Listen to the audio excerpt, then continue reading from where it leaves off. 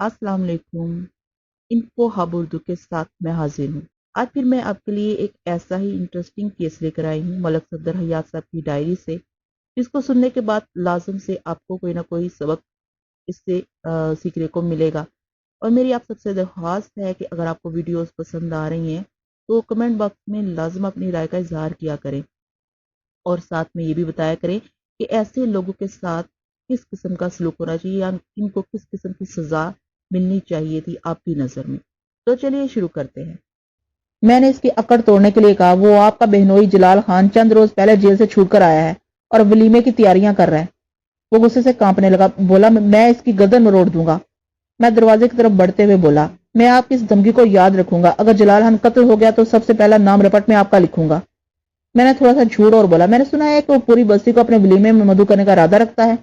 वो ये बात सुनकर भड़क उठा, मैं कोई चूड़ा चमार नहीं हूं मलक साहब, खानदानी रईस हूँ। जलाल खान जैसे कुत्ते मेरी जूतियां चाटते हैं, मैं आज सारा टुंटा ही खत्म कर देता हूँ। इस सुअर की औलाद से कह दे अब उसे अपनी माँ का वलीमा करना पड़ेगा, समझे आप? हम कोई बड़बूझे नहीं हैं। मैं हवेली से बाहर आ गया। बाहर हवलदार हरनाम सिंह दो सिपाही साइकिलों के पास मेरा इंतजार कर रहे थे। मलक साहब, आपका चेहरा तो बड़ा तप रहा है, हरनाम ने कहा। लगता है सरदार जी के साथ कोई अड़ंगा फड़ंगा हो गया है। हाँ, कुछ ऐसा ही मामला है, मैंने गहरा सांस लेते हुए कहा। बड़ा घमंड पाया जाता है शख्स के अंदर, शराफत की जुबान ही नहीं समझता। उसने सादिया बेगम को अपनी बहन मानने से इनकार कर दिया है। क्या करे बेचारा, मजबूर है। हरनाम सिंह ने कहा, इस औरत की वजह से इनकी बड़ी मिट्टी प्रीत हुई है। ये तो तुम ठीक ही कहते हो, किसी जागीरदार की बहन का एक डाकू के साथ शादी कर लेना मामूली रसवाई नहीं है। बहरहाल मैं इस औरत से जरूर मिलूंगा, पता नहीं वो हवेली के अंदर रहती है या कहीं और। हमने अपनी अपनी साइकिल ली और वापस चल पड़े। जब हम गली का कोना मुड़े तो हमें अकब से किसी के दौड़ने की आवाज सुनाई थी। मैंने मुड़कर देखा तो एक लंबे कद के नौजवान को अपनी तरफ आते दिखा। उसने धोती और खद्दर की कमीज पहन रखी थी। उसने कहीं पहुंचकर कहा, जनाब मैं आपसे एक बात करना चाहता हूँ, पर मेरा नाम बीच में ना आए, सरदार साहब मुझे कत्ल कर देंगे। मैंने उसके कंधे पर हाथ रखते हुए कहा, फिक्र नहीं करो जवान, तुम्हें कोई नुकसान नहीं पहुंचेगा, बात क्या है? उसने खौफजदा नजरों से मुझे देखा, फिर बोला, जनाब वो सरदार साहब सादिया बीबी को जान से मार डालना चाहते हैं। उसकी बात सुनकर मेरा ध्यान तसद्दुक हुसैन की इस बात की तरफ चला गया जो उसने आखिर में कही थी, मैं आज सारा टूंटा ही खत्म कर देता हूँ। इस सुअर की औलाद से कह दे कि इसे अब अपनी माँ का वलीमा करना पड़ेगा। धमकी बड़ी वाजिया थी, मगर इस वक्त मेरा ध्यान इस तरफ नहीं गया। मैंने नौजवान से पूछा, सादिया बेगम रहती कहाँ है? वो उधर एक छोटे से मकान में रहती है, नौजवान ने जवाब दिया। सरदार साहब ने बहुत अरसा पहले से हवेली से निकाल दिया था, बेचारी खुद ही अपना गुजारा चलाती है। मैंने नौजवान से सादिया बेगम के घर का पता दरियाफ्त किया और उसे वापस भेज दिया। सादिया बेगम का मकान तलाश करने में हमें ज्यादा दिक्कत पेश नहीं आई। वो बस्ती के एक पसमानदा इलाके में रहती थी। बैरूनी दरवाजे पर टाट का पर्दा लटक रहा था। मैंने दस्तक दी तो फौरन ही खुल गया और एक अधेड़ उम्र औरत ने जल्दी से पर्दा हटाकर बाहर देखा।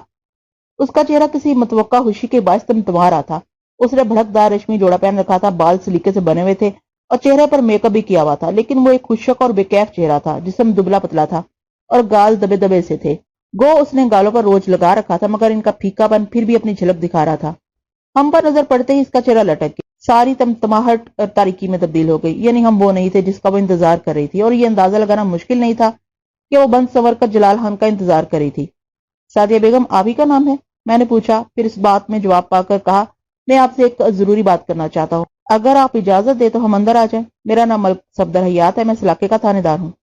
उसने कदरे हिचकिचाहट के बाद हमें अंदर बुला लिया। वो 3 कमरों का एक छोटा सा मकान था जिसे सस्ते तरीके से सजाया गया था। इस सजावट में इंतजार की कैफियत पाई जाती थी। बैरूनी दरवाजे के साथ एक नीम पुख्ता ड्योढ़ी बनी हुई थी। मैंने दोनों सिपाहियों को ड्योढ़ी में मुतय्यन कर दिया और हरनाम सिंह को सेहन की निगरानी पर मामूल कर दिया। सादिया बेगम जो मेरी इस कार्रवाई को देखकर बहुत परेशान हो रही थी, घबरा कर बोली, आप ये सब कुछ क्यों कर रहे हैं? बीबी, ये सब कुछ हम आपकी हिफाजत के लिए ही कर रहे हैं। मैंने कहा, आपका भाई आपको कत्ल करने का मंसूबा बना रहा है। मैंने उसे तसद्दुक हुसैन से होने वाली बातचीत की तफसील बताई। फिर पूछा, क्या जलाल खान यहाँ आया था? जलाल खान का नाम सुनकर इसके होठ कपकवाने लगे और आंखों में आंसू आ गए। वो अभी तक घर नहीं आए। उसने रुंधी हुई आवाज में कहा, मैं रोज इनका इंतजार करती हूँ, 20 साल से इनका इंतजार कर रही हूँ, लेकिन ये 20 दिन 20 सालों पर भारी हो गए हैं। अच्छा है तसद्दुक भाई मुझे कत्ल कर दे, ये इंतजार का ज़ाब्ता तो खत्म हो जाएगा। आप हमारे शख्स का इंतजार कर रही हैं। मैंने कहा, इन लोगों का कोई भरोसा नहीं होता। मुझे पता चला है कि वो दोबारा किसी वारदात के चक्कर में है। मैंने आजम शाह के कत्ल का जिक्र नहीं किया। अगर वो पकड़ा गया तो दोबारा 5-10 साल के लिए अंदर चला जाएगा। आपके इंतजार में अपनी जिंदगी बर्बाद कर रही हैं। जलाल खान मेरे शोहर हैं। उसने कहा, मैं इनकी वजह से बरादरी से निकाली गई हूँ। अब मैं इंतजार के सिवा और कर भी क्या सकती हूँ? आप किसी तरह इन्हें मेरे पास ले आए, मैं इन्हें समझा लूंगी। बीबी, आप एक ऐसे शख्स की खातिर अपनी जिंदगी बर्बाद कर रही हैं जो अपने आप से भी मुखलिस नहीं है। آپ کو اسی وقت اس سے علیحدگی اختیار کر لینا چاہیے تھا جب وہ جیل چلا گیا تھا۔ کیسے علیحدگی اختیار کر لیتی؟ میرا اس کے ساتھ نکاح ہوا تھا۔ بندوقوں اور پستولوں کی نوک پر ہونے والا نکاح نکاح نہیں ہوتا۔ مجھے بندوقوں اور پستولوں سے کوئی واسطہ نہیں ہے۔ میں نے اپنی رضامندی سے نکاح کرایا تھا اور میرے والد نے اس نکاح کی اجازت دی تھی۔ ان کی نیت کیا تھی مجھے اس کا کچھ علم نہیں ہے۔ 20 سال انتظار کرنے کی بجائے آپ کو اسی وقت کسی مولوی یا مفتی سے فتویٰ لے کر کھلا لے لینا چاہیے تھا۔ ملک صاحب، عورت صرف ایک دفعہ محبت کرتی ہے، یہ جھوٹ اور خود فریبی ہے۔ میں نے کہا ایسی باتیں فلموں اور افسانوں میں ہی اچھی لگتی ہیں، بلکہ وہاں بھی اچھی نہیں لگتی۔ محبت اچھائیوں سے کی جاتی ہے، شکلوں جسموں سے نہیں کی جاتی۔ عام طور پر لوگ اچھائیوں کو دیکھنے کی بجائے شکل یا دولت کو دیکھتے ہیں، جس کا نتیجہ یہ نکلتا ہے کہ ایک دفعہ کی جانے والی محبتیں ہمیشہ کی نفرتوں میں تبدیل ہو جاتی ہیں۔ اب کیا ہو سکتا ہے جی، جہاں 20 سال گزار لیے وہاں باقی دن بھی گزر جائیں گے۔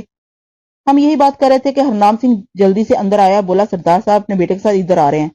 میں دیوار کے اوپر گلی سے دیکھ رہا تھا۔ سعدیہ بیگم سراسیمہ دکھائی دینے لگی۔ میں نے سپاہیوں کو جوڑے میں چھپا دیا اور خود ہرنام سنگھ کے ہمراہ سعدیہ کے کمرے میں چھپ گیا۔ میں نے ایک بڑا سا پلنگ لمبائی کے رخ پر دیوار کے ساتھ کھڑا کر کے اس کے اوپر لحاف لٹکا دیا۔ اس کی اوٹ میں کھڑا ہو گیا۔ اپنا پستول میں نے ہاتھ میں پکڑ لیا تھا۔ ہرنام سنگھ دروازے کے پیچھے کھڑا ہو گیا تھا۔ دروازے کے پٹ پر اس نے احتیاطاً ایک دری ڈال دی تھی۔ باہر کا دروازہ ہم نے کھلا چھوڑ دیا تھا۔ چند لمحوں کے بعد سردار تصدق اور اس کا بیٹا فاروق حسین دندناتے ہوئے مکان میں داخل ہوئے اور لمبے لمبے قدم اٹھاتے ہوئے کمرے میں گھس آئے۔ کمینی ذلیل کتیا! سردار تصدق حسین نے کمرے میں قدم رکھتے ہی کہا، کہاں ہے وہ تمہارا یار، وہ کتا ڈاکو ذلیل جو تمہارے ولیمے کی تیاریاں کر رہا ہے؟ آج میں تم دونوں کا فیصلہ کرنے آیا ہوں۔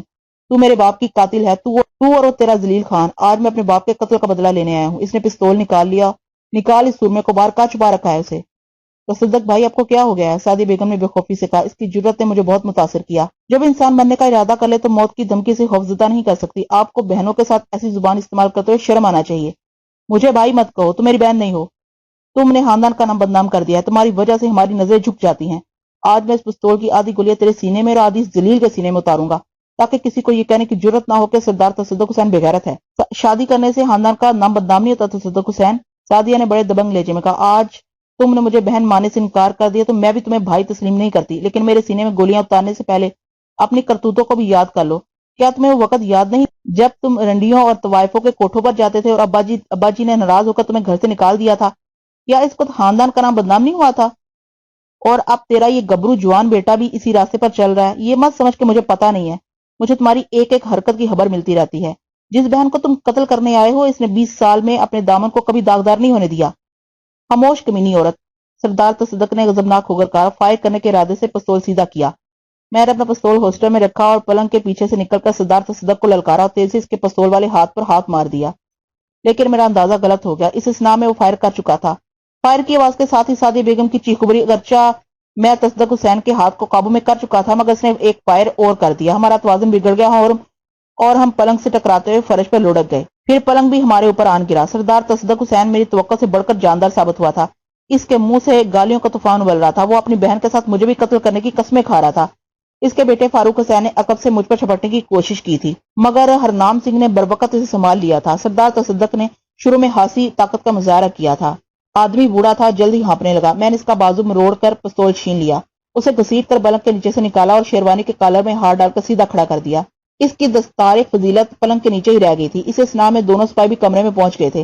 میں نے سردار تصدق کو ان کے حوالے کیا اور سعدیہ بیگم کی طرف متوجہ ہوا۔ گولی اس کے بازو کو چھلتی ہوئی گزر گئی تھی۔ زخم زیادہ خطرناک نہیں تھا، مگر خون سے اس کا پورا بازو سرخ ہو چکا تھا۔ میں نے جلدی سے ایک چادر پھاڑ کر اس کے زخم پر باندھ دی اور اسے فرش سے اٹھا کر چارپائی پر ڈال دیا۔ گولیاں چلنے کی آواز سن کر گلی میں کافی لوگ اکٹھے ہو گئے تھے۔ میں نے تصدق حسین اس کے بیٹے کے ہاتھوں میں ہتھکڑی ڈال دی اور سپاہی کو ڈاکٹر کو بلانے کے لیے بھگایا۔ اس کے بعد میں نے چند معتبر آدمیوں کو اندر بلایا اور تصدق حسین اس کے بیٹے کے خلاف قاتلانہ حملے کی رپورٹ لکھنا شروع کر دی۔ وہ ایک بااثر اور صاحب حیثیت جاگیردار تھا، اسے گرفتار کرنا کوئی معمولی بات نہیں تھی، لیکن میں نے تہیہ کر لیا تھا کہ اسے حوالات کی ہوا تو ضرور کھلاؤں گا، بعد میں چاہے میرا تبادلہ ہو جائے یا معطل ہونا پڑے۔ تصدق حسین مجھے مسلسل دھمکیاں دے رہا تھا۔ وہ کہہ رہا تھا کہ تھانے دار تو بہت پچھتائے گا، میری پہنچ بہت اوپر تک ہے، میں تیری ساری تھانے داری نچوڑ کے رکھ دوں گا۔ تو اپنے آپ کو سمجھتا کیا ہے؟ ابھی تو نے میری چوٹ نہیں دیکھی، تیرے جیسوں کو تو میں نیفے میں لیے پھرتا ہوں۔ تصدق حسین، اگر تیرے اندر غیرت ہوتی تو کسی قبر میں جا پڑتا۔ تو اپنی اس مظلوم بہن کو اس لیے قتل کرنا چاہتا ہے کہ اس نے اپنی پسند کی شادی کی ہے؟ اس نے شادی نہیں کی، خاندان کے منہ پر کالک مل دی ہے۔ تو جو طوائفوں کے پاس جاتا ہے، کہ اسے خاندان کا منہ کالا نہیں ہوتا؟ اس نے ڈٹائی سے کہا، یہ مردوں کی شان ہے۔ میں نے اسے غیرت دلانے کے لیے کہا، اس نے ڈٹائی سے کہا، یہ مردوں کی شان ہے۔ میں نے اسے غیرت دلانے کے لیے کہا، پھر تو اپنی بیٹیوں کو بھی کسی کوٹھے پر بٹھا دے تاکہ اور زیادہ مردوں کو اپنی شان دکھانے کا موقع ملے۔ اس کے بیٹے نے اچھل کر میرے پیٹ میں مکہ مارنے کی کوشش کی۔ میں نے تیز سے اپنا گھٹنا اس کے سر پر مارا اور کہا، جب تک میں اس علاقے میں موجود ہوں کسی رئیس زادے کو حرام زندگی نہیں کرنے دوں گا۔ جو سیدھا نہیں چلے گا اس کی گردن کو جوتی کے نیچے دبا کر رکھوں گا، خواہ وہ رئیس زادہ ہو یا نواب زادہ۔ اتنے میں ڈاکٹر بھی وہاں پہنچ گیا۔ اس نے سعدیہ بیگم کے زخم کا جائزہ لیا اور پھر پٹی باندھ دی۔ میں نے ڈاکٹر کا نام بھی گواہوں میں شامل کر لیا اور کارروائی مکمل کرنے کے بعد سردار تصدق کے بیٹے کو حوالات میں پہنچا دیا۔ اگلے روز مجھے جلال خان کا کچھ سراغ ملا۔ جس سپاہی کی میں نے لالا جگت نارائن کی حویلی میں ڈیوٹی لگائی تھی، اس نے بتایا کہ صبح کے وقت ایک مشکوک آدمی حویلی کے آس پاس منڈلاتا دکھائی دیا تھا۔ اس کے علاوہ شہر میں گشت کرنے والے ایک سپاہی نے بتایا کہ جلال خان کا ایک بیوہ عورت کے گھر آنا جانا ہے۔ میں نے سپاہی سے اس عورت کے گھر کا پتہ پوچھا اور سادہ لباس میں وہاں پہنچ گیا تھا۔ اس عورت کا دروازہ کھٹکھٹانے کے بجائے میں نے ساتھ والے گھر کا دروازہ کھٹکھٹایا۔ تھوڑی دیر کے بعد ایک بوڑھی عورت نے دروازہ۔ میں نے عورت کو سلام کیا اور کہا، ماں جی میں بٹالے سے آیا ہوں، میرا نام کرم دین ہے، ادھر آٹے کی چکی ہے ہماری، میرا ایک دوست اس محلے میں ٹھہرا ہوا ہے، میں اسے تلاش کرتا پھرا ہوں۔ تیرے دوست کا نام کیا ہے؟ وہ جی اس کا نام جلال خان ہے۔ عورت نے برا سا منہ بنایا، بولی، ہائے وے، کس منحوس کو دوست بنا رکھا ہے تم نے؟ وہ تو پکا چور ڈاکو ہے، چند روز پہلے جیل سے چھوٹ کر آیا ہے، تم تو شکل سے اچھے بھلے لگتے ہو۔ وہ اصل میں میرا دوست نہیں ہے، اس نے ہماری رقم دینا ہے، اس لیے میں اسے ڈھونڈتا پھرا ہوں، آپ کی بڑی مہربانی ہوگی اس کا اتا پتہ بتا دیں۔ کہاں سے آئے ہو تم؟ میں جی بٹالے سے آیا ہوں، میں نے مسکینوں کی طرح کہا، پہلے بھی بتا چکا ہوں۔ اس نے ٹٹولنے والی نظروں سے میرا جائزہ لیا، پھر بولی، اندر آ جاؤ، کتنے پیسے نکلتے تمہارے جلال پر؟ کوئی 1200 کے قریب ہے، میں نے جواب دیا۔ وہ مجھے اپنے ساتھ اندر بیٹھک میں لے گئی، وہاں 4 کرسیاں اور ایک چارپائی بچھی ہوئی تھی۔ تم کیسے پھنس گئے اس بدماش کے پاس؟ شادی ہوگی تمہاری؟ مجھے دل میں ہنسی آ گئی۔ جو 2 سوال اس نے کیے تھے ان کا آپس میں کوئی تعلق نہیں تھا۔ اتنے میں 17-18 سال کی ایک صحت مند لڑکی دروازے میں نظر آئی۔ اس نے سر پر موٹا سا دوپٹہ اوڑھ رکھا تھا۔ مجھے دیکھ کر اس نے دانتوں میں انگلی دبائی اور شرمانے کی کوشش کرنے لگی۔ یہ میری بیٹی شریفہ ہے، عورت نے کہا، پھر شریفہ سے مخاطب ہو کر بولی، جانی پرونے کے لیے کوئی روٹی ٹکر لے کے آ۔ نہیں روٹی ٹکر کی ضرورت نہیں ہے، میں نے کہا، میں کھا کر آیا ہوں، ایک گلاس پانی پلا دو۔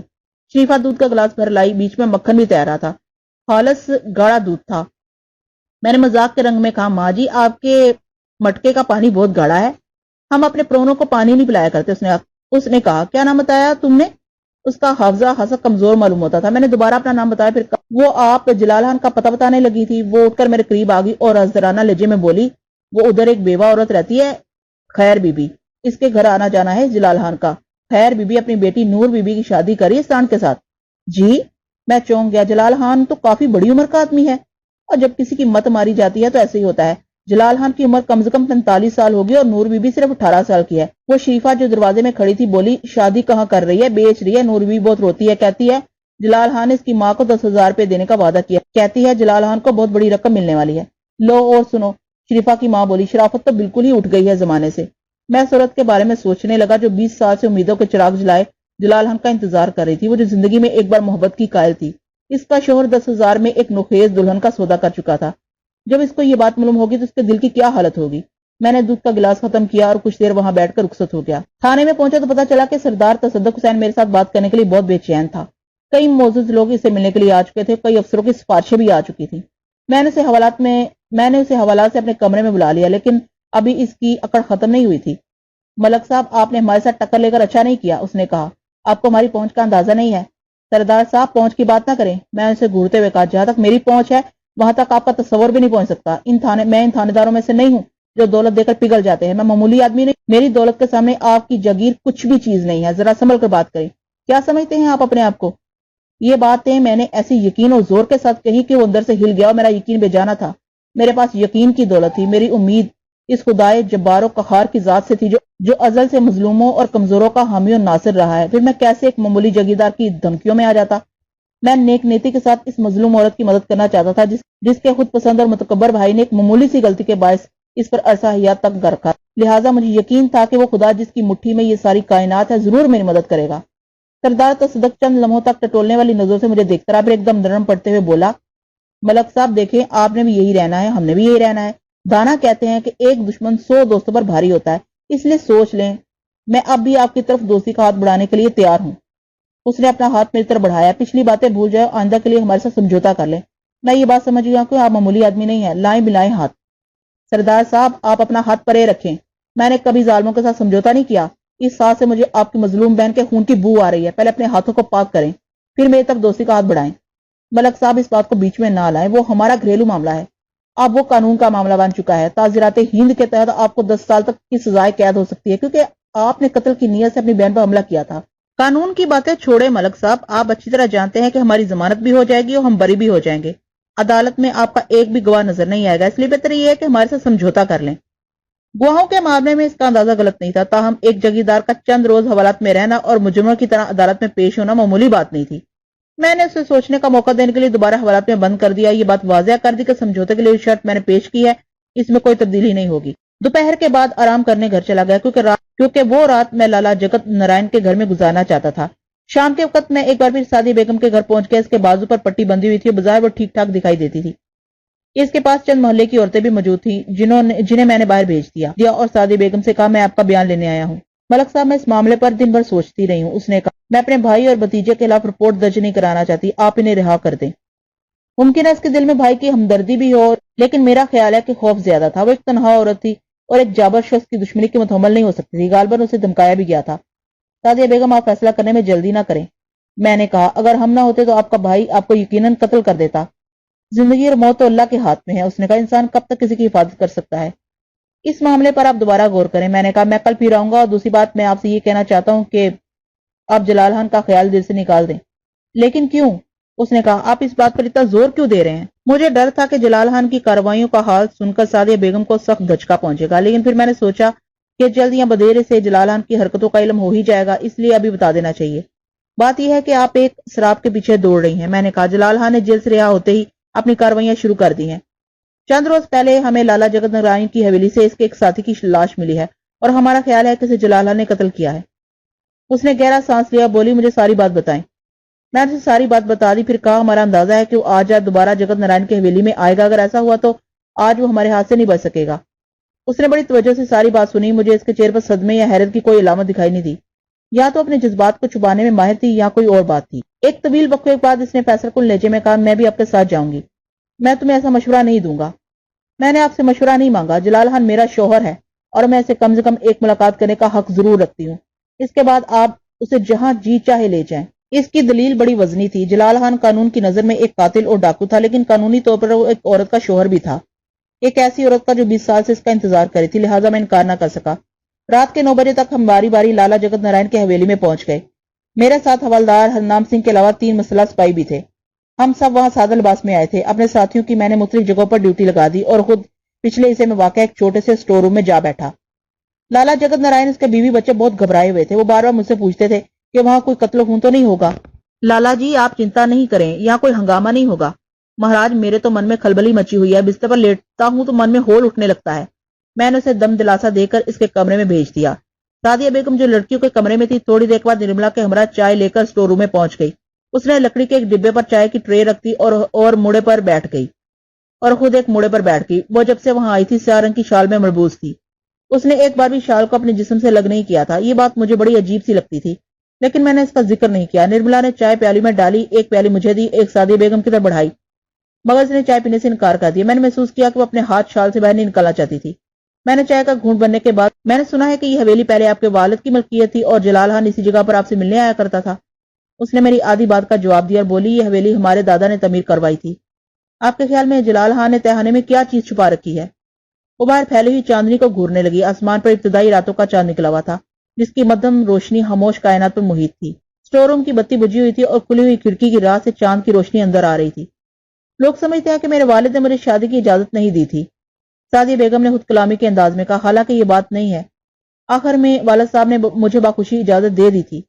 میں نے سنا ہے کہ آپ کے والد نے جلال خان اور اس کے ساتھیوں کو پھانسنے کے لیے پولیس سے ساز باز کر لی تھی۔ بعد میں جو ہنگامہ ہوا وہ اسی سلسلے کی کڑی تھی۔ لوگ جی کیسے کیسے قصے تراش لیتے ہیں، سعدیہ بیگم نے کہا۔ وہ بدستور کھڑکی سے باہر دیکھ رہی تھی۔ یوں معلوم ہوتا تھا جیسے وہ ماضی کے نہا خانوں میں جھانک رہی ہو۔ یہ سب جھوٹی باتیں ہیں، میرے والد نے پولیس سے کوئی ساز باز نہیں کی تھی۔ انہوں نے مجھے جلال خان سے شادی کی اجازت دے دی تھی، لیکن غلطی میری تھی۔ مجھے اس زمانے کی ایک ایک بات یاد ہے۔ میرا یہ بھائی جو آج خدائی فوجدار بنا پھرتا ہے، اس زمانے میں آوارہ گردی اور عیاشی کے سوا کچھ نہیں کرتا تھا۔ اس وجہ سے والد صاحب نے اسے گھر سے نکال دیا تھا۔ اگر یہ اس وقت گھر کے معاملات میں دلچسپی لیتا تو بات اتنی خراب نہ ہوتی۔ جب میں نے بہت ضد کی تو والد صاحب نے جلال خان کو حویلی میں بلا کر بات کی اور کہا، جلال خان، سعدیہ میری لاڈلی بیٹی ہے، میں نے آج تک اس کی ہر خواہش پوری کی، اس لیے میں اس کی شادی کی ضد بھی پوری کرنے کے لیے تیار ہوں، لیکن اس کے لیے تمہیں میری ایک شرط پوری کرنا ہوگی۔ جلال خان نے کہا، وہ ہر شرط پوری کرنے کے لیے تیار ہے۔ اس پر والد صاحب نے کہا، شرط میری یہ ہے کہ تمہیں ڈکیتی سے توبہ کرنا ہوگی اور آج کے بعد تم شریفانہ زندگی گزارنے کا وعدہ کرو گے۔ میں اپنی بیٹی کو جہیز میں 2 لاکھ روپیہ دوں گا، تم امرتسر یا لاہور کے آس پاس زرعی زمین خرید لو اور وہاں رہو۔ جلال حال نے وعدہ کر لیا کہ آئندہ وہ شریفانہ زندگی گزارے گا۔ والد صاحب نے اس سے یہ بھی وعدہ لیا کہ وہ کسی ڈاکو کو بارات میں شامل نہیں کرے گا۔ آج سے 20 سال پہلے 2 لاکھ روپے بہت معقول رقم تھی، اس سے کئی مربع زمین خریدی جا سکتی تھی، لیکن جب بارات آئی تو تمام ڈاکو ساتھ تھے، وہ سب رائفلوں اور بندوقوں سے مسلح تھے۔ جو معززین شادی میں شرکت کے لیے آئے تھے، ان کے سامنے والد صاحب کو بڑی شرمندگی اٹھانا پڑی۔ انہوں نے جلال خان کو بلا کر پوچھا تو اس نے کہا وہ لوگ زبردستی کے ساتھ آ گئے ہیں۔ شادی کے دوران انہوں نے بڑا ادھم مچایا اور بڑی بےہودہ حرکتیں کی، جس کی وجہ سے والد صاحب نے وقت سے پہلے نکاح پڑھوا دیا۔ جب رخصتی کا وقت آیا تو ڈاکو عورتوں میں گھس گئے اور چھیڑ چھاڑ کرنے لگے، بعضوں نے ہوائی فائر بھی کیے۔ والد صاحب نے 2 لاکھ روپے نقد ایک اٹیچی کیس میں بند کر کے جہیز کے ساتھ رکھ دیے تھے، اور نکاح کے بعد جلال خان کو بلا کر خاص طور پر رقم اسے دکھائی اور اس کی حفاظت کی تاکید کی۔ اتنے میں پولیس وہاں پہنچ گئی اور ڈاکو کو گرفتار کرنے کی کوشش کرنے لگی۔ اس پر دونوں طرف سے فائرنگ شروع ہو گئی۔ ڈاکو نے شادی میں شرکت کرنے والی 2-3 لڑکیوں کو یرغمال بنا لیا اور وہاں سے فرار ہو گئے۔ اس افراتفری میں 2 لاکھ روپے سے بھرا ہوا اٹیچی کیس اور زیورات سوٹ کیس بھی غائب ہو گیا۔ اس صدمے کی وجہ سے والد صاحب کا ہارٹ فیل ہو گیا۔ کئی لوگ ہلاک اور زخمی ہو گئے، ان میں کئی ڈاکو بھی شامل تھے۔ 2-3 روز کے بعد پولیس نے فرار ہونے والے ڈاکو کو گرفتار کر کے لڑکیوں کو برآمد کر لیا۔ ان کے قبضے سے زیورات والا سوٹ کیس بھی مل گیا، مگر نوٹوں سے بھرے ہوئے اٹیچی کیس کا کچھ پتہ نہیں چلا۔ میں تو صدمے کی وجہ سے بالکل نڈھال ہو گئی۔ کئی روز تک مجھے کچھ پتہ نہیں چلا کہ حویلی میں کیا ہو رہا ہے اور میں کہاں ہوں۔ چند ہفتوں کے بعد تصدق بھائی بھی یہاں پہنچ گئے اور آتے ہی حویلی کا سارا انتظام سنبھال لیا۔ جب تک میری والدہ زندہ رہی ان کو مجھ سے کچھ کہنے کی جرت نہیں ہوئی، لیکن والدہ کی وفات کے فوراً بعد انہوں نے مجھے تنگ کرنا شروع کر دیا اور بالآخر حویلی سے نکال دیا۔ اس کے بعد تمہاری جلال خان سے ملاقات نہیں ہوئی؟ نہیں، اس کے چند روز کے بعد وہ اپنے ساتھیوں سمیت گرفتار ہو گیا تھا اور ان سب کو عمر قید ہو گئی تھی۔ اور ان 2 لاکھ روپوں کا کچھ پتہ نہیں چلا؟ اس نے نفی میں سر ہلایا۔ میں نے اس رقم کا ذکر نہیں سنا۔ رقم کے بارے میں والد صاحب نے میرے اور جلال خان کے علاوہ کسی کو کچھ نہیں بتایا تھا، یہاں تک کہ میری والدہ کو بھی نہیں بتایا تھا۔ آج میں پہلی مرتبہ آپ کو اس رقم کے بارے میں بتا رہی ہوں۔ نرملا جو بڑے غور سے سعدیہ بیگم کی باتیں سن رہی تھی بولی، میرا خیال ہے کہ جلال خان نے وہ رقم اسی حویلی کے تہخانے میں چھپا دی ہوگی، وہ یہی رقم نکالنے ادھر آیا تھا۔ مجھے شریفہ کی بات یاد آ گئی۔ جلال خان اسی رقم کے بل پر 18 سالہ نور بی بی سے شادی کرنے والا تھا۔ اس نے جس بڑی رقم کے ملنے کی بات نور بی بی کی ماں سے کی تھی وہ یہی رقم تھی جو اس نے 20 سال پہلے اس تہخانے میں چھپا دی تھی۔ یہ بات میں نے ابھی تک سعدیہ بیگم کو نہیں بتائی تھی۔ میری یہ خواہش تھی کہ سعدیہ بیگم کی اپنے بھائی سے صلح ہو جائے اور جلال خان کو بھول جائے۔ کچھ دیر کے بعد سعدیہ بیگم نرملا کے ہمراہ وہاں سے اٹھ کر چلی گئی۔ تقریباً 10-10:15 بجے معمول کے مطابق حویلی کی تمام بتیاں بجھا دی گئیں، لیکن مجھے معلوم تھا کہ حویلی کے تمام مکین جاگ رہے ہوں گے اور ان کے کان کسی متوقع آواز پر لگے ہوں گے۔ میں آرام کرسی پر مزید آرام دہ حالت میں بیٹھ گیا۔ کائنات پر سکوت طاری تھا اور چاند کا سفر دھیرے دھیرے جاری تھا۔ کھڑکی کی راہ سے چاند کی جو روشنی اندر آ رہی تھی وہ رفتہ رفتہ معدوم ہو گئی اور اسٹور مکمل تاریکی میں ڈوب گیا۔ حوالدار ہرنام سنگھ عقب میں کھلنے والے دری کرسی ڈالے بیٹھا تھا۔ 2 سپاہی تہخانے کے اندر ٹوٹے پھوٹے فرنیچر کے پیچھے گھات لگائے بیٹھے تھے۔ انہیں میں نے سختی سے تاکید کر دی تھی کہ وہ میری اجازت کے بغیر فائر نہ کریں۔ کرسی پر بیٹھے بیٹھے میری آنکھیں بند ہونے لگی تو میں نے ٹھنڈی چائے کا ایک کپ بنایا اور آہستہ آہستہ کی چسکیاں لینے لگا۔ چائے ختم کرنے کے بعد میں اٹھا اور اس تنگ سے اسٹور روم میں ٹہلنے لگا۔ اس میں مشکل 4-5 قدم چلنے کی جگہ تھی۔ 2-2:30 بجے کے قریب چاند اپنا سفر مکمل کر کے دوسرے نصف کمرے کو روشن کرنے چلا گیا اور پوری کائنات کو تاریکی نے اپنی لپیٹ میں لے لیا۔ میں دوبارہ کرسی پر بیٹھ گیا۔ پھر پتہ نہیں کب میری آنکھ لگی، فقطاً کسی نے میرا کندھا ہلایا اور ساتھ ہی تاریکی میں شی کی آواز ابھری۔ میں نے جلدی سے آنکھیں کھول دی۔ مجھے اپنے قریب کسی کی موجودگی کا احساس ہوا، لیکن قبل اس کے کہ میں کوئی حرکت کرتا میرے کانوں میں ہرنام سنگھ کی آواز آئی، ملک صاحب۔ اس نے سرگوشی میں کہا، وہ آ گیا، ہوشیار ہو جائیں۔ میں جلدی سے اٹھا اور ایک انگڑائی لی، سر کو جھٹکا دیا اور کھڑکی سے باہر دیکھا۔ تہخانے کے دروازے کی طرف سے مدھم آواز آ رہی تھی۔ کوئی شخص تالا کھولنے کی کوشش کر رہا تھا۔ اس دفعہ وہ غالباً چابیاں بھی ساتھ لایا تھا۔ 2 یا 3 منٹ بعد دروازہ کھلنے کی آواز سنائی دی۔ میں نے چند لمحے توقف کیا، پھر عقبی دروازہ کھول کر باہر جھانکا۔ اب وہاں کوئی نہیں تھا۔ میں نے اپنا پستول نکال لیا اور ہرنام سنگھ کے ساتھ باہر نکل گیا۔ ہم دونوں دبے پاؤں تہخانے کی سیڑھیوں کی طرف بڑھے۔ تہخانے میں مدھم سی روشنی لرز رہی تھی۔ لمحہ بھر کے بعد نیچے سے ٹھک ٹھک کی آواز آنے لگی۔ ہم احتیاط سے چلتے ہوئے سیڑھیوں میں پہنچ گئے۔ اسی لمحے کسی تختے کے سرکنے کی مدھم آواز ابھری۔ ہم سیڑھیوں میں رک کر انتظار کرنے لگے۔ تقریباً 10-12 منٹ کے بعد آواز آنا بند ہو گئی اور بتی بھی بجھ گئی۔ میں اسی لمحے کا انتظار کر رہا تھا۔ خبردار، میں تہ مکانہ لے جم کا بھاگنے کی کوشش نہ کرنا، تم پولیس کے گھیرے میں ہو۔ میری آواز سنتے ہی تہخانے میں چھپے ہوئے سپاہیوں نے ٹارچ روشن کر دی۔ کیونکہ آواز ایک سمت سے آئی تھی اور ٹارچ دوسری طرف سے روشن ہوئی تھی، اس لیے ڈاکو بکھلا گیا۔ اس نے اندھا دھند چند فائر کیا اور سیڑھیوں کی طرف بھاگا۔ میری آواز سنتے ہی تہخانے میں چھپے ہوئے سپاہیوں نے ٹارچ روشن کر دی۔ کیونکہ آواز ایک سمت سے آئی تھی اور ٹارچ دوسری سمت سے روشن ہوئی تھی، اس لیے ڈاکو بکھلا گیا۔ اس نے اندھا دھند چند فائر کیا اور سیڑھیوں کی طرف بھاگا۔ اس کے بغل میں ایک پرانا سا اٹیچ کیس دبا ہوا تھا۔ دونوں سپاہی للکارتے ہوئے اس کے پیچھے جب وہ سیڑھیوں پر پہنچا تو میں نے اور ہرنام سنگھ نے اسے دبوچ لیا۔ اس نے اٹیچ کیس چھوڑ دیا، مزاحمت کرنے لگا، لیکن ہم نے اسے جلد ہی بے بس کر دیا۔ اس کے ہاتھ میں ہتھ کڑی ڈال دی۔ وہ جلال خان ہی تھا۔ ہم اسے اندر نشست گاہ میں لے گئے اور جب وہ سیڑھیوں پر پہنچا تو میں نے اور ہرنام سنگھ نے اسے دبوچ لیا۔ اس نے اٹیچی کیس چھوڑ دیا اور مزاحمت کرنے لگا، لیکن ہم نے اسے جلد ہی بے بس کر دیا اور اس کے ہاتھ میں ہتھکڑی ڈال دی۔ وہ جلال خان ہی تھا۔ ہم اسے اندر نشست گاہ میں لے گئے۔ ایک سپاہی نے سیڑھیوں پر گرا ہوا سوٹ کیس اٹھا لیا۔ شور کے واسطے اور حویلی کے تمام مکین جاگ گئے اور باری باری نشست گاہ میں پہنچ گئے۔ سعدیہ بیگم نے اس وقت بھی سیاہ شال اوڑھ رکھی تھی۔ ہنگامہ ختم ہونے کے بعد میں نے غور سے جلال خان کا جائزہ لیا۔ اس نے بڑی بڑی مونچھیں رکھی ہوئی تھی اور 45 سال کی عمر میں بھی وہ ایک پرکشش شخص تھا، لہٰذا یہ اندازہ لگانا مشکل نہیں تھا کہ 20 سال پہلے سعدیہ بیگم کیوں اس کی محبت میں گرفتار ہو گئی تھی۔ تھانے دار صاحب، میں نے کوئی جرم نہیں کیا، اس نے بڑی خود اعتمادی کے ساتھ کہا۔ پھر سپاہی کے ہاتھ میں پکڑے ہوئے اٹیچی کیس کی طرف اشارہ کرتا اور بولا، میں اپنی یہ امانت لینے آیا تھا، میں بہت عرصے بعد واپس آیا ہوں، آپ ان گھر والوں سے پوچھ سکتے ہیں، یہ ان کا بکسہ نہیں ہے۔ اس نے ابھی تک سعدیہ بیگم کو نہیں پہچانا تھا۔ میں نے پوچھا، کیا چیز ہے اس بکسے میں؟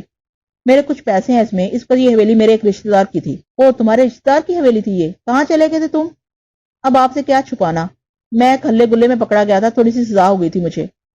سعدیہ بیگم نرملا اور کویتا کے قریب کھڑی ایک ٹک جلال خان کی طرف دیکھ رہی تھی۔ اس نے شال سر پر اوڑھ رکھی تھی، جس کی وجہ سے اس کا زیادہ تر چہرہ چھپ گیا تھا۔ وہ ابھی تک کچھ نہیں بولی تھی۔ نام کیا ہے تمہارا؟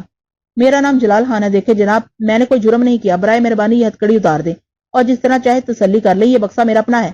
بچوں، ہم کچی گولیاں نہیں کھیلے ہوئے، میں نے کہا۔ 3 روز پہلے ہمیں اس حویلی سے تمہارے ایک ساتھی کی لاش ملی تھی، اعظم خان اس کا نام تھا، اسے تم نے قتل کیا تھا؟ وہ قسمیں کھانے لگا، کانوں کو ہاتھ لگاتا ہوا بولا، میری توبہ جی، میں نے تو اس کو ہاتھ بھی نہیں لگایا۔ تم 3 روز پہلے بھی یہاں اپنی امانت لینے آئے تھے اور اعظم شاہ تمہارے پیچھے لگا ہوا تھا، لہٰذا وہ اس امانت میں سے حصہ مانگتا ہوگا، اس لیے تم نے اسے قتل کر دیا۔ یہ بات نہیں ہے جی، اس نے کہا۔ پھر قدر تعامل کرتے ہوئے بولا، اعظم شاہ میرا یار بیلی تھا، 3 روز پہلے میں نے اسے یہاں بھیجا تھا، لیکن وہ واپس ہی نہیں پہنچا۔ صبح مجھے پتا چلا کہ کسی نے اسے قتل کر دیا، اللہ گواہ ہے جی، اس کے قتل میں میرا بالکل ہاتھ نہیں ہے۔ دراصل اس بکسے میں کچھ مال اس کا بھی ہے۔ معلوم ہوتا ہے کہ 3 روز میں اس نے بڑا عمدہ افسانہ سوچ لیا تھا۔ اور وہ قبروں کی بے حرمتی کس نے کی تھی؟ کون سی قبریں جناب؟ اس کی حیرت اصلی معلوم ہوتی تھی۔ میں نے کہا، ایک تو تمہارے سرانہ بابر علی ببر شیر کی قبر تھی اور دوسری سردار عطا اللہ خان کی، اور 3 قبریں گمنام تھیں۔ وہ سوچتا ہوا بولا، جناب یہ مجو اور بگے کی حرکت معلوم ہوتی ہے، ان کا خیال تھا کہ میں نے اپنا مال کسی قبر میں چھپا دیا تھا۔ سپاہی نے میرے کہنے پر وہ پرانا اٹیچی کیس میز پر رکھ دیا۔ میں نے جلال خان سے پوچھا، اس اٹیچی کیس میں کتنی رقم ہے؟ اس نے تعامل کرتے کہا، 2 لاکھ سے کچھ اوپر ہوں گے جناب، یہ میری اپنی رقم ہے۔ سچ بول رہے ہو؟ اس نے ہتھکڑی والے ہاتھ جوڑے۔ بالکل سچ بول رہا ہوں، میں نے 20 سال سے یہ چابی سنبھال کر رکھی ہوئی ہے، میری جیب میں ہے۔ میں نے اس کی جیب سے چابی نکالی اور اٹیچی کھولنے کی کوشش کرنے لگا۔ تبھی مجھے احساس ہوا کہ 20 سالہ پرانے اس اٹیچی کیس میں جگہ جگہ سوراخ بنے ہوئے تھے۔ وہ ٹڈیوں کی کاشتانی معلوم ہوتی تھی۔ زنگلو تالا کھولنے میں مجھے خاصی دقت کا سامنا کرنا پڑا۔ جب میں نے ڈھکنا کھولا تو بے شمار ٹڈیاں چھلانگے لگاتی ہوئی ادھر ادھر بکھر گئیں۔ اٹیچی کیس کا ڈھکنا کھلتے ہی جلال خان نے تیزی سے سانس اندر کھینچا، اس کے منہ سے ایک پردہشت آواز نکلی۔ وہ ایسی آواز تھی جیسی اچانک کسی عزیز کی لاش دے کر نکل جاتی ہے۔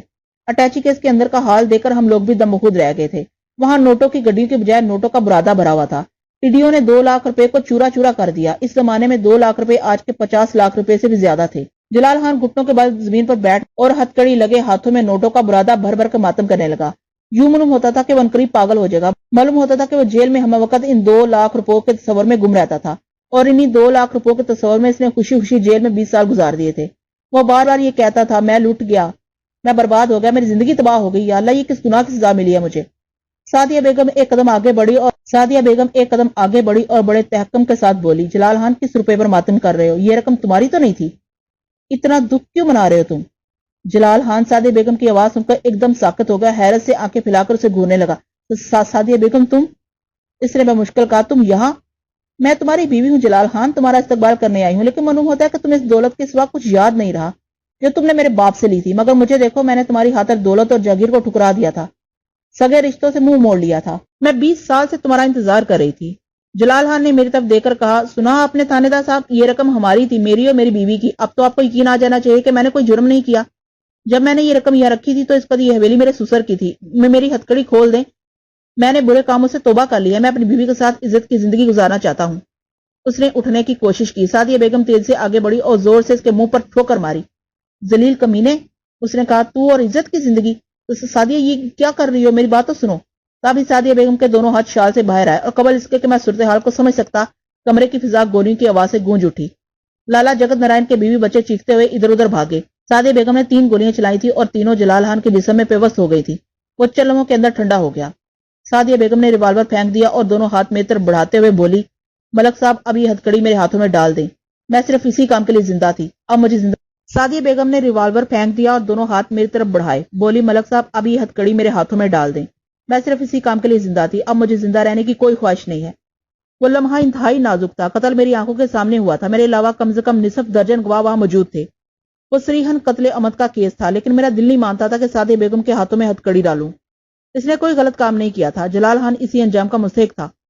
میں نے ہرنام سنگھ کو الگ لے جا کر کہا فوراً تھانے جاؤ اور سردار تصدق حسین اس کے بیٹے کو حوالہ سے نکال کر یہاں لے آؤ، اور اس واردات کے بارے میں کسی سے بات نہیں کرنی۔ اس کو رخصت کرنے کے بعد میں نے وہ کمرہ خالی کرا دیا اور سپاہیوں کی بعد ڈیوٹی لگا دی اور سعدیہ بیگم کو الگ لے جا کر کہا آپ نے مجھے مشکل میں ڈال دیا ہے، آپ کو قانون اپنے ہاتھ میں نہیں لینا چاہیے تھا، بتائیے اب میں کیا کروں؟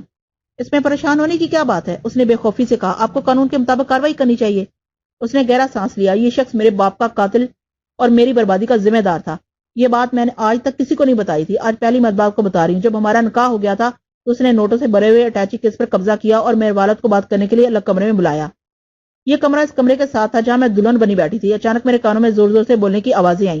میں اٹھ کر جلدی سے اس کمرے میں پہنچی۔ جلال خان میرے والد کو کوئی پرانا واقعہ یاد دلاتے ہوئے کہہ رہا تھا کہ اس نے انتقام لینے کے لیے میرے ساتھ شادی کی تھی۔ بقول اس کے میرے والد نے اس کی کسی رشتہ دار سے زیادتی کی تھی۔ میں پوری طرح کی بات نہیں سمجھ سکی۔ والد صاحب پر اس کی باتوں سے دل کا دورہ پڑا اور انہوں نے میری آنکھوں کے سامنے گر کر دم توڑ دیا۔ اس اسنا میں باہر گولیاں چلنے لگی اور جلال خان کمرے سے نکل گیا۔ اس وقت میری بڑی عجیب حالت تھی۔ میں نے اپنے والد کی لاش کے سامنے کھڑے ہو کر عہد کیا کہ میں ان کی موت کا بدلہ ضرور لوں گی۔ خدا کا شکر ہے آج میں نے یہ عہد پورا کر دیا ہے، اب مجھے کسی بات کی کوئی پرواہ نہیں ہے۔ تھوڑی دیر کے بعد سردار تصدق حسین اس کا بیٹا وہاں پہنچ گئے۔ میں نے اسے سارے واقعات سنائے اور کہا سردار صاحب جو قربانی آپ کی اس بہن نے دی ہے وہ اچھے بہادر بھی نہیں دے سکتے، آپ بتائیں مجھے کیا کرنا چاہیے؟ تصدق حسین نے بڑی حیرت سے ساری بات سنی۔ اس کی آنکھوں میں آنسو آ گئے تھے۔ وہ جھکی ہوئی نظروں سے اپنی بہن کے سامنے جا کر کھڑا ہوا۔ سعدیہ بہن میں تمہارا مجرم ہوں، کاش تم نے یہ سب پہلے مجھے بتا دیا ہوتا، مجھے معاف کر دو۔ سعدیہ بیگم کچھ نہیں بولی۔ تصدق حسین نے دونوں ہاتھ میرے سامنے پھیلا دیے اور بولا ملک صاحب جلال خان کو میں نے قتل کیا ہے، مجھے گرفتار کر لیں، میری بہن بے قصور ہے۔ میں الجھن میں گرفتار ہو گیا، سمجھ میں نہیں آتا تھا کہ کیا فیصلہ کروں۔ بلاخر بڑی سوچ بچار کے بعد میں نے ایک فیصلہ کیا، لیکن میں اس فیصلے کے بارے میں آپ کو نہیں بتاؤں گا، بلکہ آپ سے پوچھنا چاہتا ہوں کہ صورتحال میں مجھے کیا فیصلہ کرنا چاہیے تھا۔ میں یہ دیکھنا چاہتا ہوں کہ میں نے جو فیصلہ کیا تھا وہ صحیح تھا یا غلط۔ قارئین جو فیصلہ کریں۔